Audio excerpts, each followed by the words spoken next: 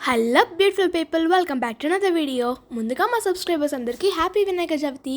Last year అయితే మా అపార్ట్మెంట్లో వినాయక చవితి ఎలా జరిగిందో చూపిస్తా అన్నాను, కానీ పూర్తిగా చూపించలేదు కదా. కానీ ఈ ఇయర్ మాత్రం ప్రతిరోజు ఏం జరుగుతుందో డే వైజ్గా నేను చూపిస్తాను. కాబట్టి ఈరోజు అయితే మా వినాయక చవితి స్పెషల్గా డే 1 వీడియో అనమాట. ముందు రోజే అదే ట్యూస్డేనే మా అపార్ట్మెంట్ డెకరేషన్స్ అంతా కంప్లీట్ చేసేసాము. మా అపార్ట్మెంట్కి వినాయకుడు ఒక 1 వీక్ బిఫోరే వచ్చేసింది. ఇంకా పొద్దున్న లేవగానే తెలుసుగా ఈ హడావిడి పంతులు గారు తొందరగా వచ్చేసారు. ఇంకా పూజకని సిద్ధం చేస్తున్నారనమాట. ఇంకా మా దేవుడికి అయితే పంచ కట్టేశారు, మంచి దండ కూడా వేశారు.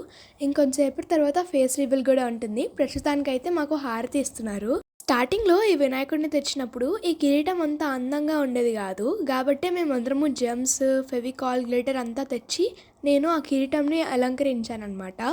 దానివల్ల ఇంకొంచెం లుక్ అనిపించింది నాకైతే. ఈరోజు one of my friend Shruthika అని వాళ్ళదనమాట ఈరోజు పూజ. మొత్తానికి మా అపార్ట్మెంట్ డెకరేషన్ ఎలా ఉందనేది కామెంట్ చేసేయండి.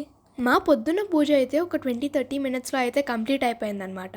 మా ముజ్జిగన్పాయ దగ్గర మేమైతే లడ్డు కూడా పెట్టేశాము. ఇంకా దీపానికి అయితే మేము ఒక స్పెషల్ గ్లాస్ లాంటిది కొన్నామన్నమాట, ఆరిపోకుండా ఉండడానికి. ఇంకొంచెంసేపట్లో పూజ కూడా అయిపోయింది. ఇంకా పంతులు గారు మా అందరికీ అక్షింతలు వేసి హారతి కూడా ఇచ్చేసారనమాట.